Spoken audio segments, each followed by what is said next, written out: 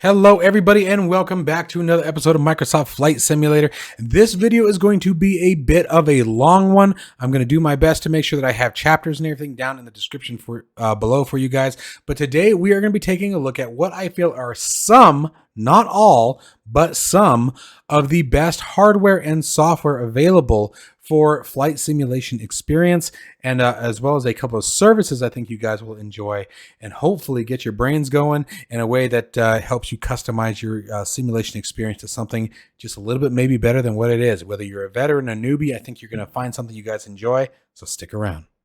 If you are interested in acquiring any of my Overkills tutorial guides or simply interested in supporting the channel, please consider joining me on Patreon. Patreon subscribers level tier 2 and above have access to all of my guides as well as any future guides that come along down the road. Patreon link can be found in the description below, and thank you to all of my current subscribers.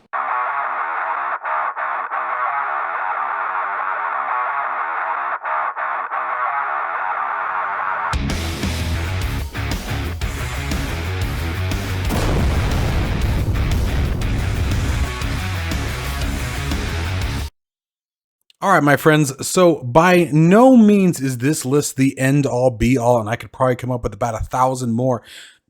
This is already going to be a pretty long video. Now, I didn't do in-place videos, meaning you're not going to see the actual footage of the products themselves, and that's because it was going to take a significantly lot longer to do this because I'm showing off quite a few things.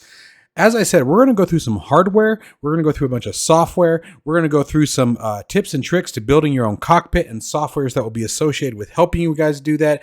Whether you're on a budget or have the bank rolling in, hopefully you guys will find some cool stuff here. So let's go ahead and get started. First thing I'm going to do is I'm going to go through some of my hardware preferences that I recommend as people are developing their sim pads.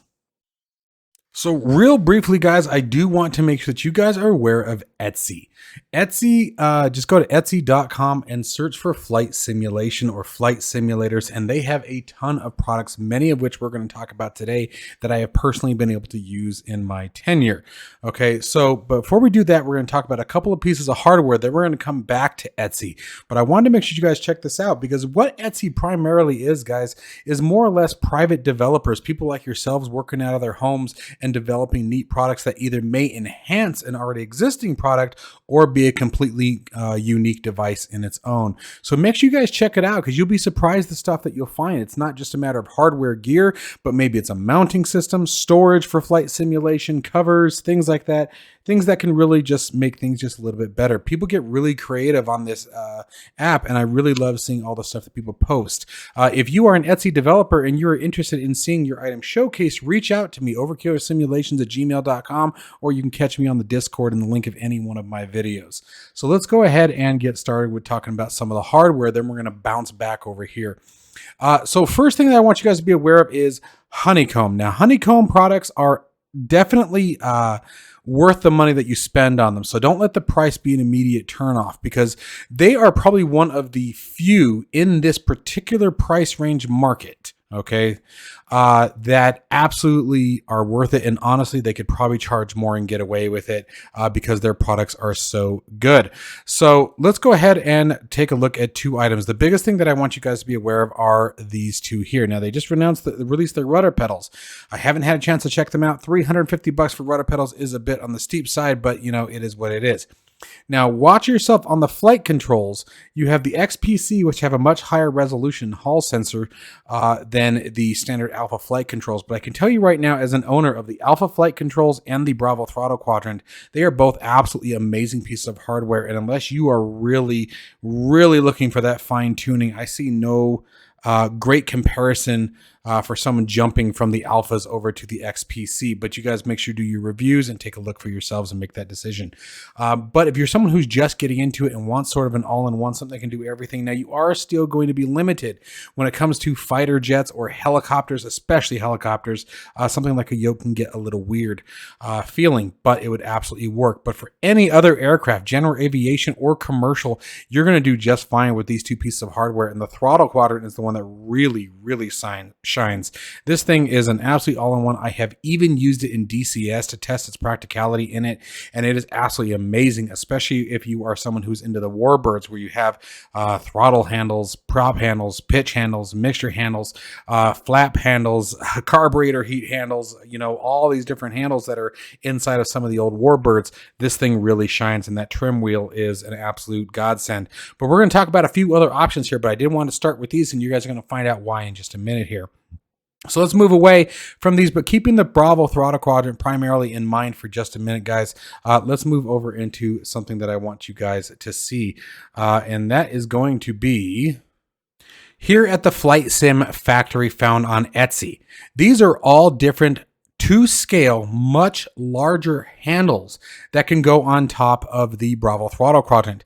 Guys, I have quite a few of these. I have the 737 set, I have the A320 set, and they are absolutely fantastic. Please make sure that if you purchase any of these, you read the descriptions carefully, though. Some of them do require some other parts, like the A320. You have to have the A320 set from the Honeycomb developer in order for it to function in the right way.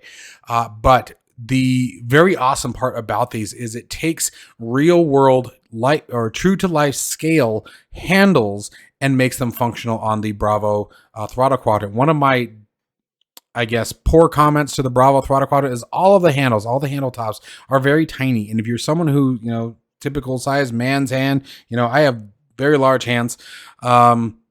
The handles that come with the Bravo are a little on the tiny side. So what these do is they bring it up to 1-to-1 scale of what you would feel in the real aircraft, and it is a massive difference. Even the thrust reversers are completely functional, and it definitely changes the game. You wouldn't think something like that would make that big of a deal, but I promise you, if you guys pick one of these up, you're definitely going to notice the difference. You're going to love it. Moving over to general aviation. This was a product that was sent to me that I was very happy to be able to be a part of the review process. These are absolutely amazing. These were a very, very well done general aviation kit. And you can see it comes with your trim wheel, and it comes with your three primary performance, what's the word I'm looking for? Power axis, as well as a flap control switch here at the side.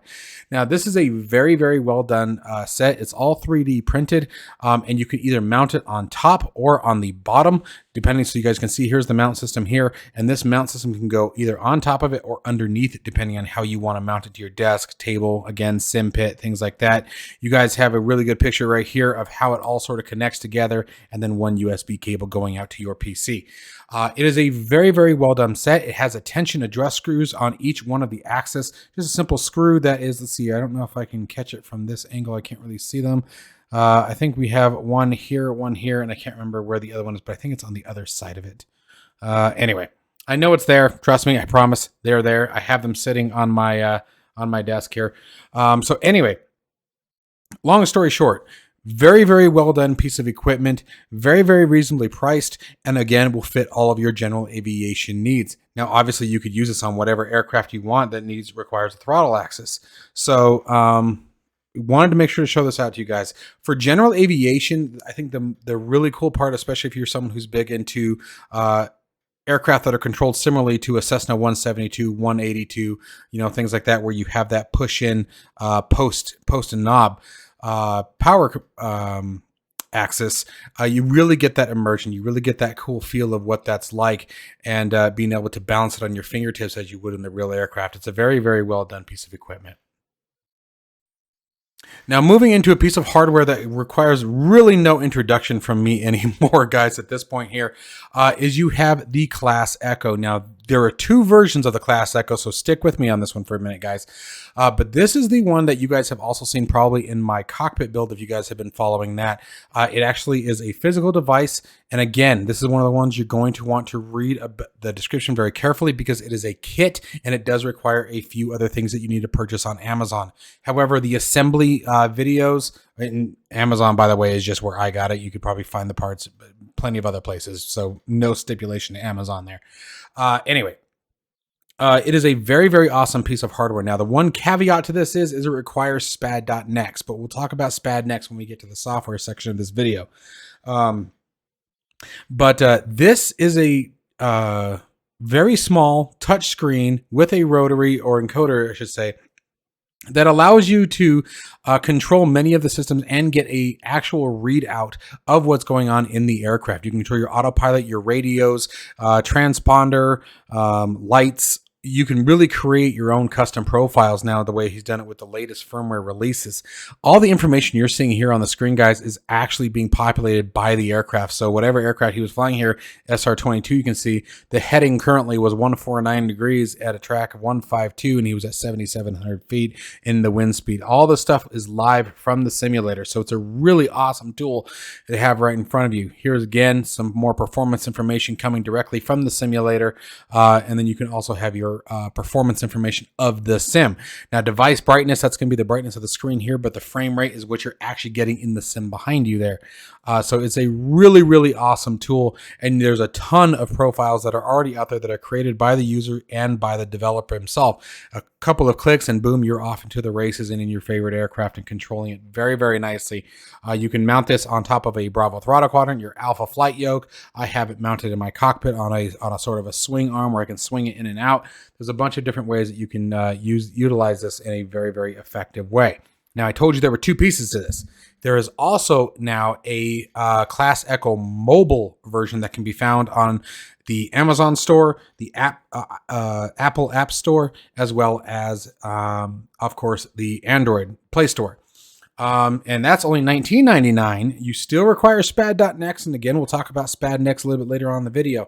But again, it brings you a very, very cool piece of equipment for only $20 that you can use any tablet, Kindle, Amazon Fire, whatever it may be, Android phone, Apple phone, you name it. You can just load it up and have the exact same functionality, and then have that on a touchscreen device of your choosing. Now, the cool thing about the mobile version as well is that there's no limit to how many devices you have. So if you have multiple devices using the same Play Store account, you can load them all up, and each one can be using a different screen. You can have one screen on one screen on the other. So again, this really expands your ability to create that custom cockpit feeling, especially again, if you're on a budget. This is a really, really nice piece of software. Now, stepping a little bit out of general aviation and Microsoft Flight Simulator for just a minute, if you are someone who's like me who flies multiple types of flight simulators, one of those being DCS World, I highly recommend you guys take a look at this Thrustmaster MFD set. Now, these are just the MFD screens. It does not come with all the buttons. The Cougar MFDs can be found on Amazon, but these are the screens and the plastic housings that are already associated with them. They are basically plug and play. You're ready to go. He's got a very awesome documentation that will be sent to you after purchase on how to configure them, set them up, and do your exports. But they are very, very nice to have. I love flying with these, and it really changes the game. Again, gets you away from that point and click mouse feature. So I did want to make sure to do a quick shout out on these guys if you're someone like myself who sort of flies multi-role simulators. Now, stepping back over to Gear Falcon Sim for just a minute, I did forget to talk to you guys about these real quick. If you don't want the full axis, but you're in the market for just a trim wheel, this is a very nice option as well. I have this as well, and it is absolutely wonderful. I love having it. It is what I have sort of moved over to, given the development of my cockpit and the way I'm going. I still missed having the trim wheel, so I found a way to just mount this where I have it and be able to use it. So again, if you're looking for just a good trim wheel, this is a great option for you. Now, I did quickly want to touch on if you guys want to go really high end with your flight controls. I highly recommend the Virpil flight controls. I have said this many, many times. I've brought them up many times. I've done multiple videos on them, so I'm not going to go into crazy depth on this one. But if you're looking for something that is highly customizable, highly feature rich, and when I say customizable, I mean tension, axis, center points, dead zones, high zones, tension. I think I already said tension. I mean, you name it. Comfort, feel, buttons, switches, axis. The between the software that comes with them and the fact that your profiles load directly onto the devices, meaning that you can configure the devices X way, load it to the device, and then you no longer have to have the software running. That's a really big deal, guys. The fact that that profile is stored locally on the devices themselves. Everything from the cams to springs to centering, they are just absolutely a phenomenal piece of hardware. The beautiful part about it is, like, when it comes to the grips, you just buy the base, and then you buy the grip that you want to go with it, which means you can also buy multiple grips. For example, if you wanted, for example, this one and this one, you would just swap them out. It's a real quick, easy swap. This one, for example, is a very close representation to the F-14 Tomcat. But anyways, I did want to touch on these very briefly. Again, I've done tons of videos on these at this point, guys. I just did one not too long ago. Title is, Virpil Controls. Are they still worth the money? And make sure you guys check those out, because I go into very, very big depth on all of the Virpil videos and my opinions on them. But I highly, highly recommend them if you are in the market for high end. They are not cheap, but I'm promising that you absolutely get what you pay for. They are not cheap, and there's almost always a bit of a wait until you can get them, but they are well worth it. So I did want to at least very briefly touch on the Virpil Controls. The last piece of hardware, well, actually, I guess second to the last piece of hardware that I wanted to talk to you guys about is the RGBneo TrackIR completely wireless headsets. Now, obviously, these are just the TrackIR headset. The earphones doesn't actually come with it, but this is the best design that I have seen yet when it comes to TrackIR. Whether you are using OpenTrack with a PS3i camera or some sort of webcam, if you are using infrared tracking and you want a very lightweight, very comfortable, long-lasting battery, durable TrackIR HMD or head-mounted, whatever you want to call it, I highly recommend RGBneo. This is the absolutely best quality that I have ever used. I've been using this for months now. I mean, I want to say we're probably coming up on a year here pretty quick. And there's nothing that I've had better. And I have used the TrackIR Natural Point hat clip. I've used the Pro Clip. I've done a couple of DIYs where I built my own. And these are they're the best. They have the greatest field of view of any that I have seen, meaning that the infrared sensors themselves can be tracked while your head is at pretty extreme rotated angles. With this particular headset, I can go chin to shoulder on each side without the LEDs losing tracking on the camera. That's huge. That really offers a lot. Now, obviously, you're not really going to turn that high or turn that far. And actually you might, especially if you're using like a triple screen setup. This is where this could come to an advantage, because that means you could actually look 90 degrees and set your camera arc up enough where you can see that. Even with the Natural Point TrackIR 5 that I had, I was not able to turn it quite that far. Now the Natural Point TrackIR 5 Pro Clip worked just fine. My issue was the durability. It was very, very flimsy. It was very, very poorly built in my personal opinion. And unfortunately, it did not take much for it to break. And the other thing that I really love about the developer from RGBneo is he has his own Discord and is very responsive with his customers. If you have a major issue, he responds rather quickly. And if it's any way, shape, or form in relationship to the development of his product, he addresses that and makes it right. And I will always give major kudos for that. Customer service is everything. Nobody is perfect. My biggest thing is, what are you going to do when I point out something that's not? Okay. And he does a great job with it. He has a couple of different variants of this particular device that you guys can check out. And also, stay tuned to the channel, because over the next couple of days, I'm going to be talking about some giveaways where I'm going to be giving away 8 versions of this, the Ultralight V3 with the Overkill Simulations brand on it from RGBneo that you guys can check out. And no, this was not something that was solicited to me. It was just because I have been preaching his product for so long. He finally came back and said, hey, really appreciate what you've done for me. I want to give your viewer base some free options here. So we're going to come up with a couple of different raffles or some sort of option here where we can get those out to you guys, a couple of lucky winners here. So let's keep moving on here. Now, as with most things in life, there is an alternative here. The alternative here is going to be the Tobii Eye Tracker 5. I'm going to tell you guys straight out of the gate right now, Tobii Eye Tracker 5 is really awesome, and it's got some very, very awesome capabilities. And in things like Microsoft Flight Simulator has a really bunch of cool uses with it. The fact that you can enable it and disable it just like any other track or eye tracking service is obviously a very handy thing. But the fact that you can also have head and eye movement. So the eye movement, when you move your eyes around the camera, you can set that to move slightly less, maybe minor adjustments if you're glancing down at a gauge and you need the camera to just sort of tilt down a little bit. You can have that. And then when you actually move your head, you can increase those movements. Very, very awesome product. I will say getting it to work with DCS World was a little bit finicky. One thing I will tell you guys, if you are thinking of making the switch from TrackIR over to Tobii Eye Tracker, is any TrackIR software, OpenTrack, the actual natural point software, make sure you uninstall it before you try to use Tobii Eye Tracker, or you're going to find yourself pulling your hair out wondering why. Now, the one thing I will say is that the instructions that come with the product tell you the same thing. They say to make sure that you remove it. So I'm just tossing that out. Now, the cool thing about Tobii Eye Tracker 5 is, for example, American Truck Simulator, Star Citizen. There's a whole bunch of other games like you can see up here, 170 plus supported games. Microsoft Flight Simulator being one of them, where the Tobii Eye Tracker is actually picked up by the simulator, meaning that you don't have to have any third-party program that's actually handling the configuration. You do it directly from the sim, and the sim detects that Tobii Eye Tracker is running, and you can configure access to your desire. Now, the big question that I will say that comes up quite often with me, people are asking quite a lot ever since I did the review on it, was, is it worth the switch from TrackIR to Tobii Eye Tracker 5? That is going to be very, very subjective.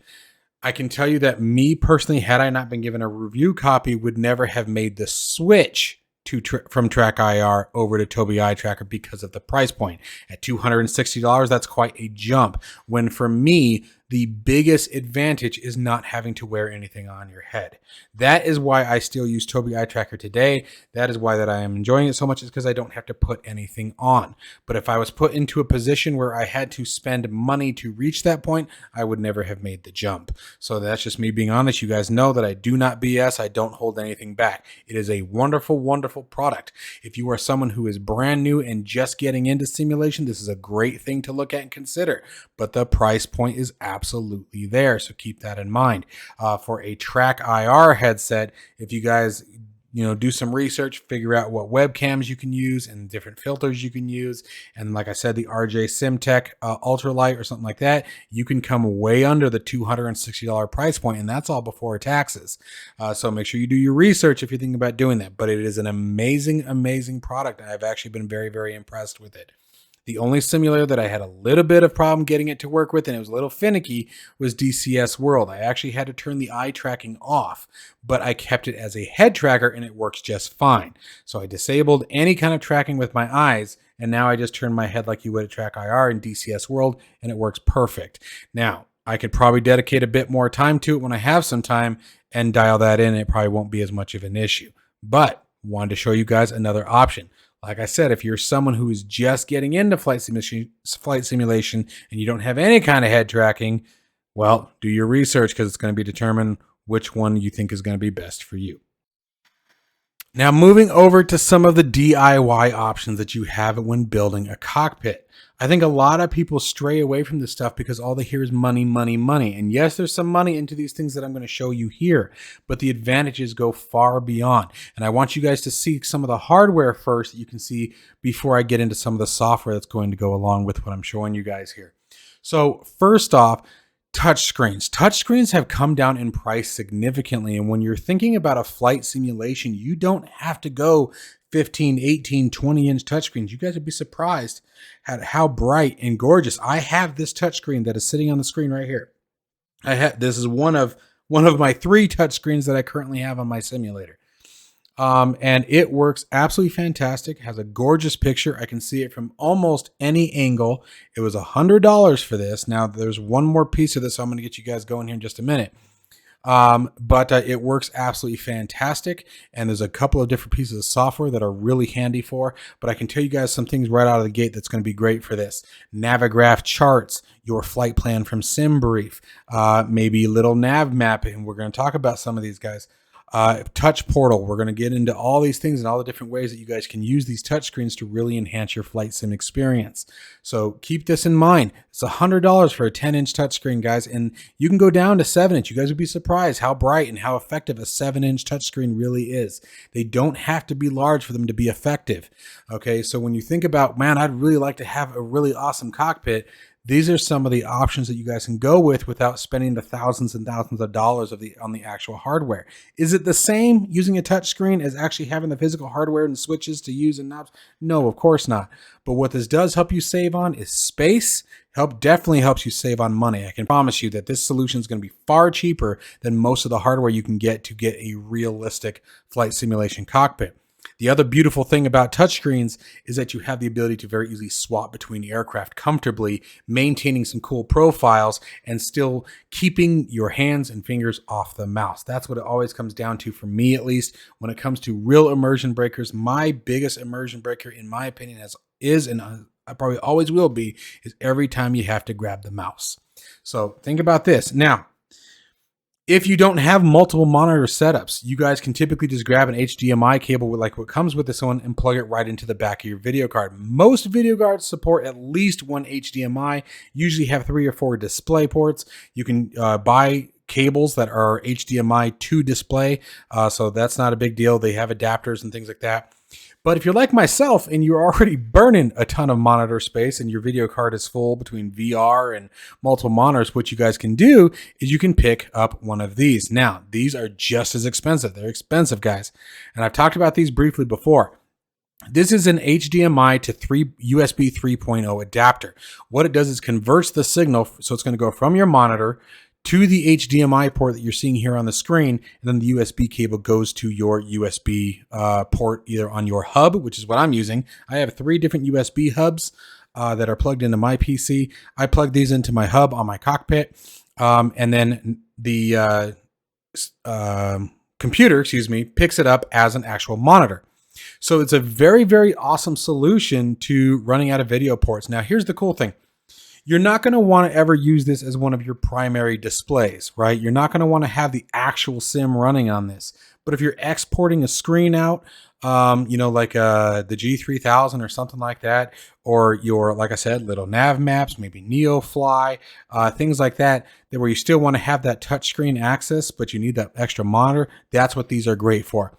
The other thing, again, I'm going to bring up DCS World here for just a second. I use these to export my MFDs from DCS World onto my monitors that are built for these. And that includes things like the air-to-air radar, air-to-ground radar, the targeting pod, Maverick missile, guidance cameras, and they all work great on these because they're not pushing out some serious frame rates and not having to hit some super high refresh or resolution. So they work really, really well. Every now and then you'll catch a little bit of a hiccup, but I can promise you that you'll never notice it unless you're really looking for it. I mean, I have a great time with these. These were a catch. Now, the one thing I'm going to tell you guys real quick, because as we're talking about the price, don't go cheap on these. I did that first. I did it 3 times with 3 different brands, bought in the $20 to $40 range, and every single one of them gave me some sort of damn problem or another. Whether it be if the cable just slightly moved, they disconnect. And if anyone, for example, who's flown DCS World, if any of your monitor configuration changes, all of it changes. It's a pain in the butt. But they would disconnect. They would, and if just the cable, if it wiggled, or sometimes they'd get too hot and they turn off, like they're garbage.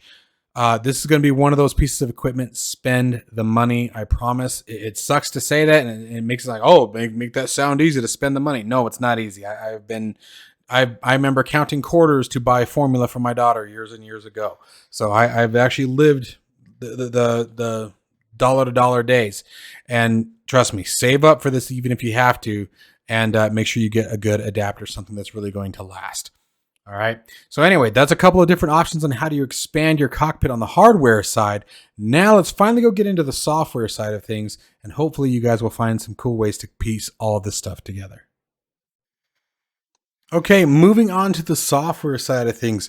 I have talked about SpadNext many, many times, and the biggest thing that I love about Spad.next is it allows for some very intense integration and very, very in-depth controller customization and programming that isn't available in a lot of these simulators by default, Microsoft Flight Simulator being one of them.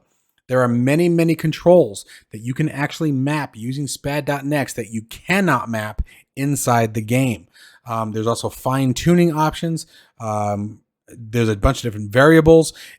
Programming external hardware, for example, the class Echo, like I said, you're able to get telemetry information using SpadNext, such as your gauges, things like that. If you have custom gauges or touchscreen gauges, maybe you're using something like Air Manager, which we'll be talking about in a week or so. I'm still working out the bugs on that.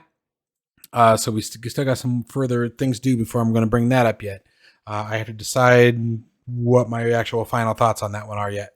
But SpadNext is it is a payware, absolutely a payware software. I would recommend, unless take a close look at all these different options and make sure that you actually need everything that's available. For example, here you can see MSFS 2020, P3 FSX and P3D edition for $24.99. So really not too bad. Now the cool thing that I really love about SpadNext is this, and I don't know that you guys can see that yet. There we go. The highlighted square down there at the bottom, you get 14 days of unrestricted use. You get 2 weeks to use the living crap out of it. Do whatever you want with it. If it's capable of doing it, you have access to it for 14 days before you decide whether or not you want to actually purchase the license. So keep that in mind, guys, that they do give you a chance to try it out, but it is a far superior key mapping software to that of definitely of Microsoft Flight Simulator. I have never made it a secret. My opinion has not changed. I do not like Microsoft Flight Simulator's control GUI. I think it's garbage. I think it's clunky. I don't think it's particularly responsive. And of course, it is very, very limited on what you're actually able to map in comparison to what, for example, SpadNext can actually see and do. One of the other cool things that's really awesome about SpadNext is, let's say you have the Bravo throttle quadrant and you want to map it for the Cessna 172, just throwing an aircraft out here. Actually, let's do something bigger. Let's say like the 737 from PMDG. You can actually click on the button. You just click on any button inside of SpadNext on the Bravo profile. And there's an option that says online snippets. You can actually go online and see a bunch of other profiles that other people have developed for the Bravo throttle quadrant, for the 737. And you can actually just, with a real quick click of a button, that's a mouthful, map all of your controls to the PMDG 737 based on that profile that was online. And you can click on each button to determine what it does. Really, really awesome stuff, and it goes endless. It is far capable of anything that I, to date, have actually used it for, if it gives you guys any kind of idea. And if you've been watching my channel for any length of time, you guys know that I'm constantly going through different softwares, hardwares, etc. Next one up on my list is a video that I actually just did not too long ago, and that was the Sky4Sim Pad. This is an incredible application, and I'm really, really impressed with it. And I was very, very grateful with this latest release. This latest release was really, really on the map. It has absolutely fantastic integration with things such as, for example, NeoFly. But it is an amazing tool for VFR flight planning, IFR flight planning, monitoring, airport information, MEDAR information, runway frequencies, you name it, flight planning, geographical altitude restrictions, and altitude trajectories, if you will. So for example, altitude hazards, excuse me. So as you're doing your VFR flight plan, you actually have the ability to see what altitude you need to maintain to make sure that you stay out of harm's way. It does all of that for you in the flight planning software. And one of the really cool things in this latest release is it now integrates with the working title Garmin series avionics system, meaning that you can create your flight plan in Sky4Sim. You can create your VFR flight, your IFR flight, and then import it directly into the G1000, G3000, G5000 suites in Microsoft Flight Simulator, and have all of your waypoints and nav aids, everything already programmed into the computer for you. The beautiful part is you can also go the other direction. You can create your flight plans in the Garmin and export them out to the Sky4Sim Pad. Sky4Sim Pad also works incredibly well in virtual reality, has some very, very nice customization options, and can be used on multiple devices. I will be doing a video. Someone was asking me how you use it in a browser. There's an option, as long as you are connected to the same network, you would just need to type in your computer addresses, or the computer that's hosting the software, its IP address with the port that Sky4Sim Pad is using, and you should be able to pull that browser page up on any browser around. Now, I believe that they do not officially support remote use of it, is the last I heard, but I can tell you right now that it works pretty flawlessly for me. So something to think about there. This is another big one, by the way, guys, that I use on my touch screens. This is wonderful. This is an amazing application on a touch screen. It is very, very nice. It's right up there with like the pro flight stuff that you guys would see. That's not the word. I can't remember what that. The pad that the software that real pilots use. I can't think of the name for it. Pro flight, I don't think was right. That doesn't sound right to me. But anyway, works very, very nicely. And having this on a touch screen is amazing. It's a wonderful, wonderful tool to have at the ready for that. There we go. Next one up here is going to be the TouchPortal. TouchPortal software is used for a great variety of things. But if you have a touchscreen device, now again, this could be an Android, and yes, it can be a remote device as well, meaning that it does not have to be actually attached to your PC. You can do it through the network. Now, TouchPortal is a software that you have to grab. That's the base software. And then, for example, on FlightSim.to, if you search for TouchPortal, there are a bunch of profiles that have been made for many aircraft in order to use it with it. And it's another very, very nice integration with that kind of stuff that really makes it really cool and customizable. The neat thing about TouchPortal is that you can configure the buttons to do just about anything you want, whether it be a keyboard stroke, a command within inside the simulator, or exit the sim. As you can see here, here's a bunch of general use options such as OBS and things like that. So it's a very, very cool software that you would want to do a little bit of research on. I highly recommend that you look at, I've done a video on my channel. If you guys go to my channel, click on the videos, click the search button and just type TouchPortal. I did a video on how to use this with Microsoft Flight Simulator using a couple of the profiles. Again, a very cool way and much cheaper way to get into some really cool simulation experience without breaking the bank. And again, using those touch screens that you may have lying around, or maybe some that you purchased on Amazon.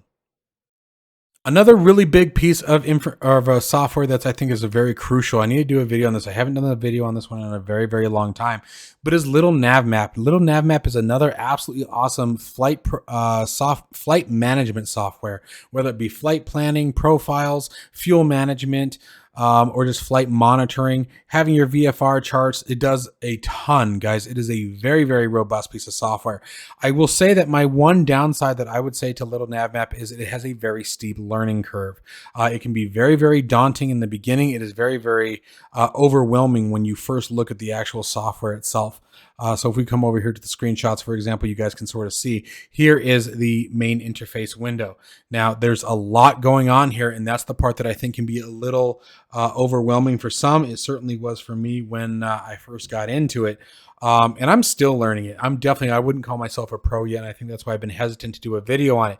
But the one thing I will not take away from it is extremely powerful. And if you're willing to dive in and really do the research and learn how it works, it can do a lot. And there are plenty of simulation pilots out there that swear by this software, and it can do a lot of the functionality that many of the payware softwares do.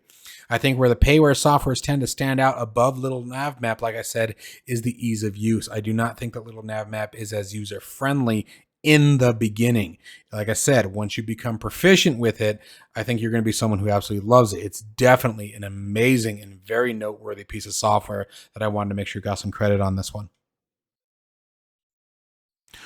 Real quickly, we're going to touch on Navigraph, guys. If you have not heard of Navigraph Charts, Navigraph Charts is an application that gives you access to all of the real-world Jeppesen charts and airport layouts, airways. It's got a great flight planning tool now, integrates with SimBrief, especially since Navigraph now owns SimBrief, and has a really awesome layout that is both available on either monitor, touchscreen, tablets, Android, or even now inside the actual simulator on the toolbar in Microsoft Flight Simulator. So it's got some really amazing integrations. The catch to this is that it does require a subscription. I believe it comes out to like $13 or $14 a month. Honestly, I haven't looked in a very long time, so that could have changed. I've been using it for years and years and years, long before I created the YouTube channel. So I sort of forgot really what it costs every month, to be honest with you. But actually here, you know what? Let's just click on it real fast here. Here we go. There you guys go. There's what it costs either on a yearly subscription or month to month. So it is absolutely worth it if you're someone who does a lot of IFR flights. I think that's where, again, Navigraph Charts really shines. Not to say it's useless in VFR. I will not say that at all. It definitely has a lot of purpose, especially with its latest release of Navigraph Charts 8. Navigraph Charts 8 really opened up the door to VFR flight planners. So just something for you guys to think about there. But I did want to touch on that very briefly. It is an extremely handy tool to have. Moving over to air traffic control. Guys, when it comes to non-real-time air traffic control, meaning ATC softwares where you're not talking to someone, there are quite a few of them. Pilot to ATC is one, FS HUD is another, and I think there's one more, and I can't think of the name of it off the top of my head, but they're all great softwares, but they're all limited by the same thing.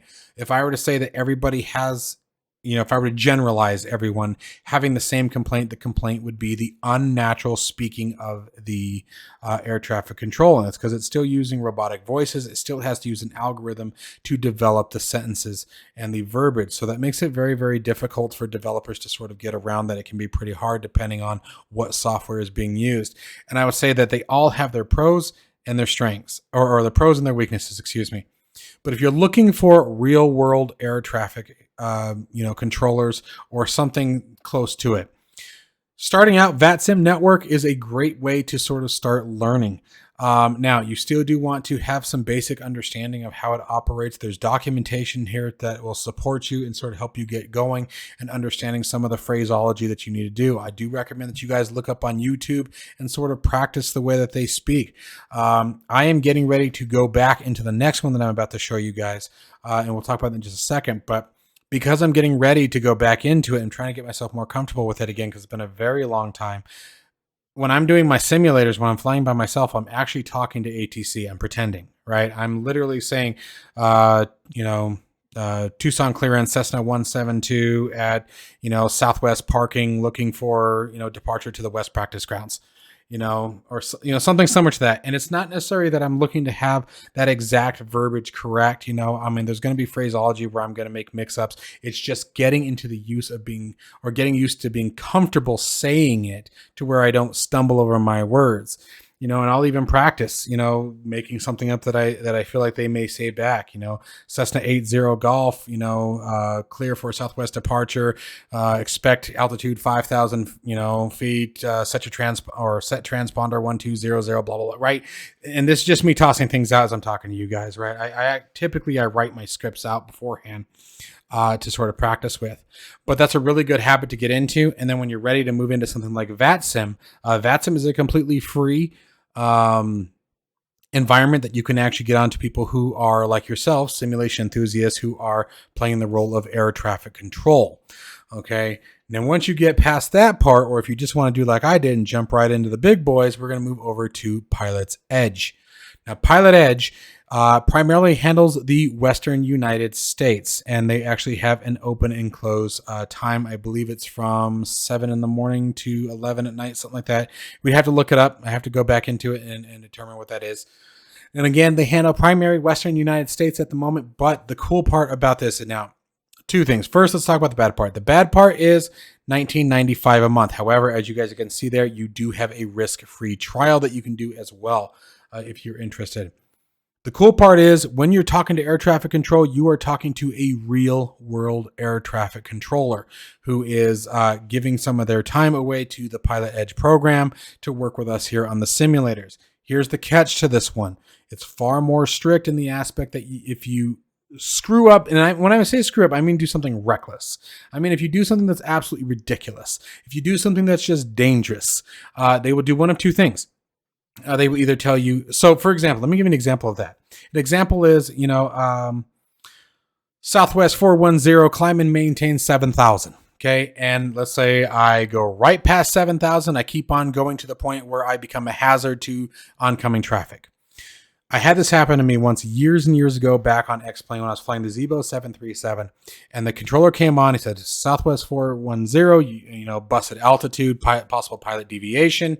Here's where you're at.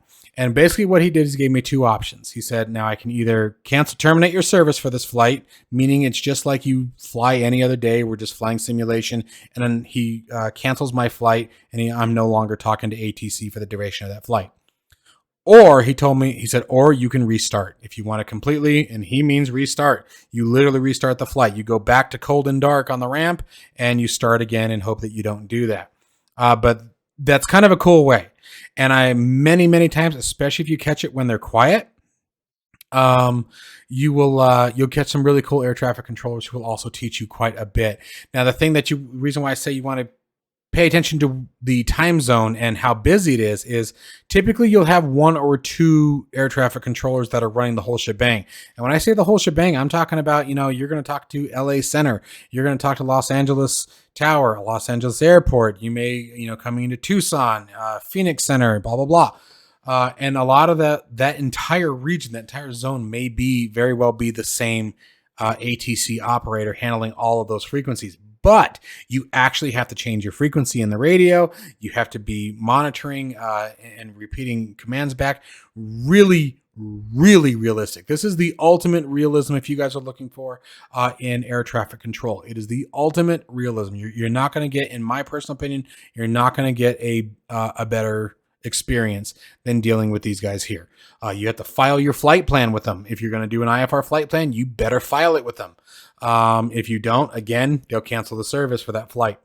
So these are all really cool things that you can do that really enhances the experience. And again, that's for $19.95 a month. So a bit on the higher side in comparison, but highly recommended if you think you're ready for that.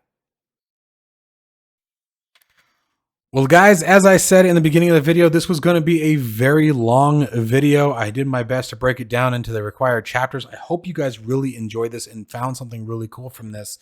If you guys know of other softwares, pieces of hardware that you'd like to have shared or like me to take a look at, please leave the links down below. Hit us up on Discord, guys. Make sure that you guys join us over on Discord. Lots of really great people in the Discord channel here. I think we're way over 1,000 users now. They're really building quite the community, and people who just are enthusiasts like myself who just love to have a great time and share some really great information. We do screenshot battles and have wonderful conversations. We are also going to be looking at getting a group flight together again soon. I can't do them as often as I used to. I've just accepted that, but I do miss it, and I am going to set one up here in the next week or two because it's time. I just want to get up and have some of the laughs that I used to have with you guys. It was a ton of fun. I miss doing the lives. So anyway, I hope you guys enjoyed the video. As always, stay safe and healthy, and I will see you all in the next one.